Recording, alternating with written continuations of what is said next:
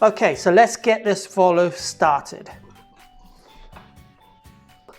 We're trying to gradually get that grain bed to come forward and to settle down and become our filtration system. This is probably the slowest part of using an all-grain kit like I have. I'm going to get perfectly clear. It's actually almost running clear right now. I'm going to fill it all the way up to here, and once I've done that, I'm going to gently put it back in. I'll show you that next. Now, as you can see, that's my Vorlauf, did it itself. I also had another 5 minutes where I just walked away and just did other stuff. Let's recirculate that back in now.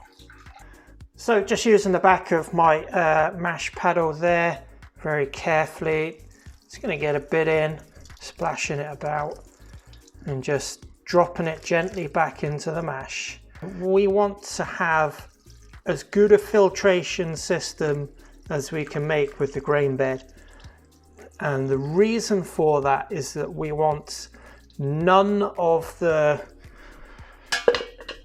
grain, none of the fine flour of the grain to come through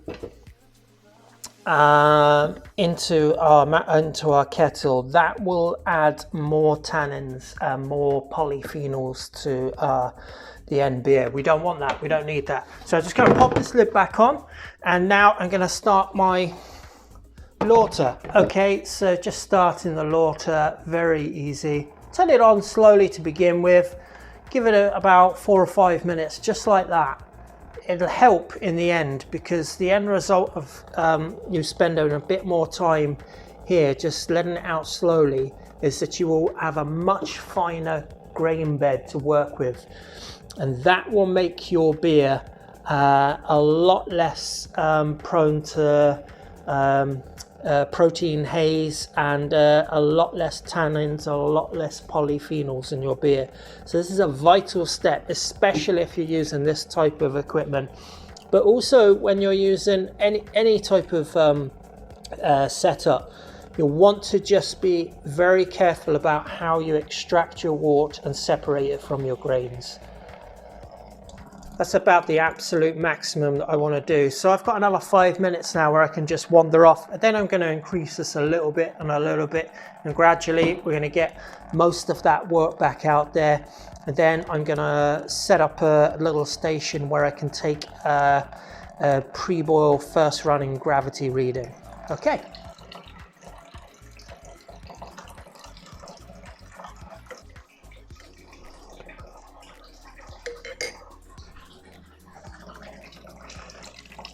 So let's get the first edition of Simcoe hops ready. 30 grams. It's pellet hops.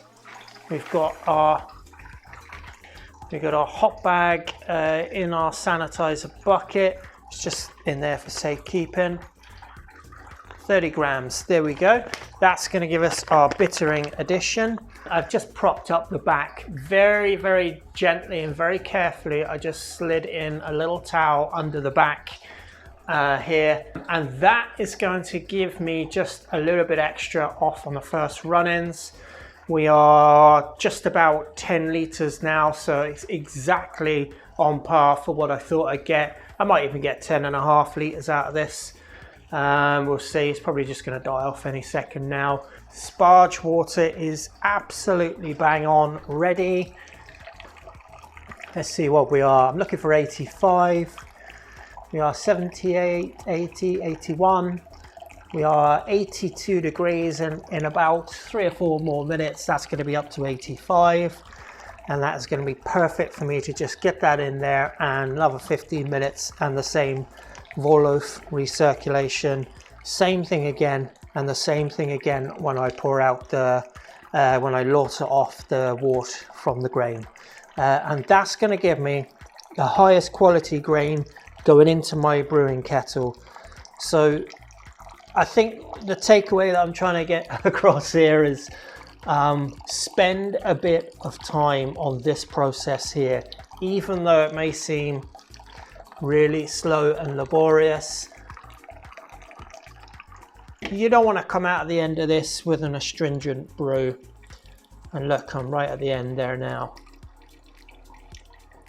I'll just leave it like that for another few more minutes. I'll get the few last drops of it. We've got 10 litres, we put in 15, we lose a third. That's absolutely fine. Going to get more of it out when I put the second run-ins in. And that's bang on target. And now I'm going to take a pre-gravity check of my first runnings. And this is what it should look like after you have lautered off all of, or as much off as you can of the wort of the first run-ins. So I ended up getting 10.5 litres. I lost 4.5 litres, which is really, really good. It's a great crush that I got to my grain, which is the grain that I milled myself earlier on. Taking a sample of the first runnings is always good. It gives you the opportunity to see, are you extracting a larger original gravity post pre-boil, and that gives you the opportunity to see, are you likely to hit your target. If you do the same with the second runnings and you sort of guesstimate what the two of them together are pre-boil, and then do a pre-boil one as well, it gets you more in tune with, am I going to hit my target for the recipe. You can use your conversion chart to equal out the temperature versus the gravity. They're all over. Check out Brewer's Friend or How to Brew, give you the conversion chart, really easy. But when that gets down to about 18, 19 degrees, I'm going to check that. It'll take me 2 or 3 minutes. It's freezing cold. My yeast is all set. My first hop is set, and my first runnings, I've just turned it on just to get it halfway ready. So when my second run-ins come out, I can just throw it straight in and get to the boil that bit quicker. For those of you that aren't really sure about what we're doing with the hydrometer and taking readings, the important thing to remember is that you are trying to hit your target gravity, because if you have a higher or lower gravity, it's going to throw out your whole recipe. Let's just pretend that I shoot for 1050 original gravity going into the fermenter, and I actually hit 1040. And I've still got the amount of bitter and hops in here, and I've still got the amount of hop additions all the way through. I'm going to end up with a massively over bittered beer. Vice versa, if I've got a higher gravity, starting gravity, original gravity going in the fermenter, I'm going to end up with an under bittered beer, and so on and so forth. So it's just going to throw the whole thing out. So the reason for doing this is you take these measurements and you get to understand over the course of 10 or 20 brews, what am I hoping to expect, ballpark, roughly.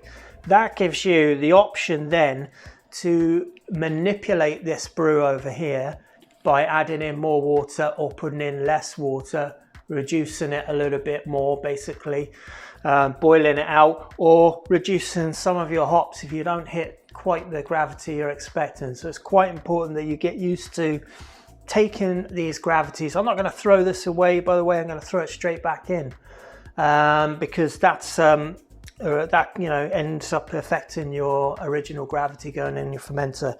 Hydrometer, really simple to use. The original gravity going into the fermenter, let's say it's 1050 versus when it comes out, which is 1010. And let's say the difference between those two numbers is 40. You times 40 by 0.13, you get your alcohol by volume, basically the percentage of alcohol in your beer. That's just a really basic way of explaining it, but we'll show you more as we go on.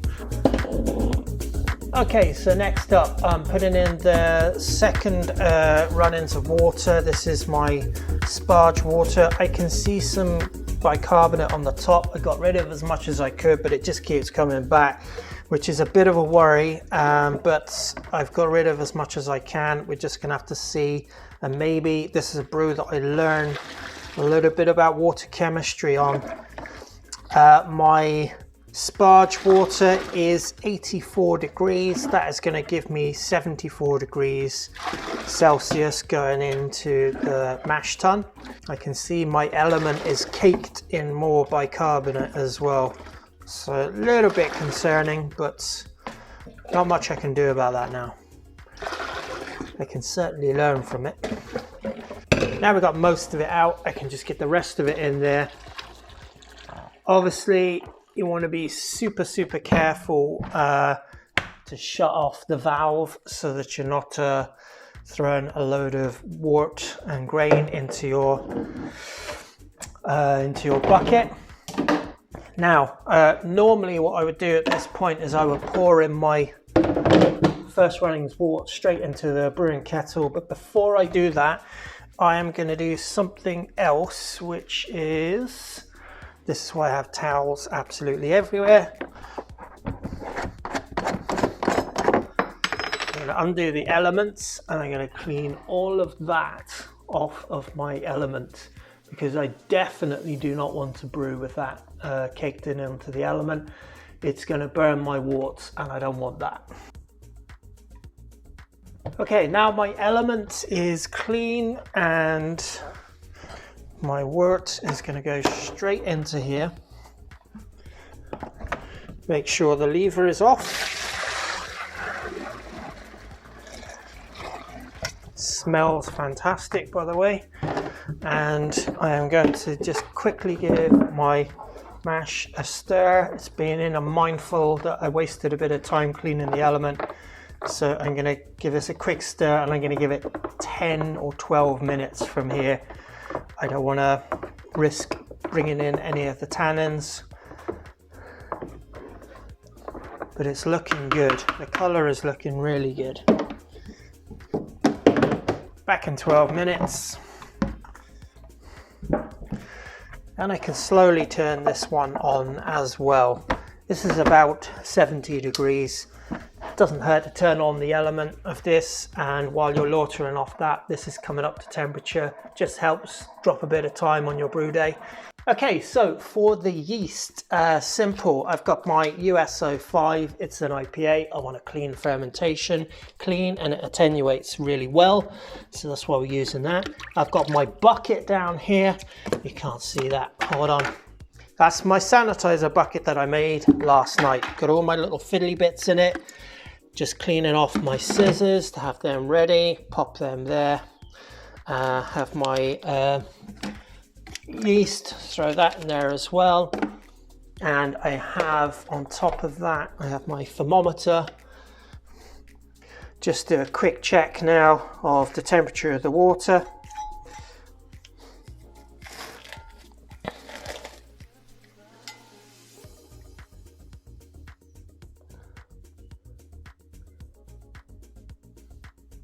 .29 degrees, absolutely perfect.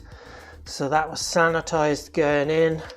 This isn't such a big deal, but if you have the bucket of sanitizer, why not use it?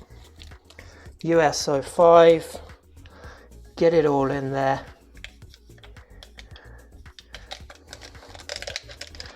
I have my spoon nearby. I'm just going to dip that in the sanitizer, stir up my yeast in here. So the key is to get it in there below 30 degrees. It's 29 degrees, absolutely fine.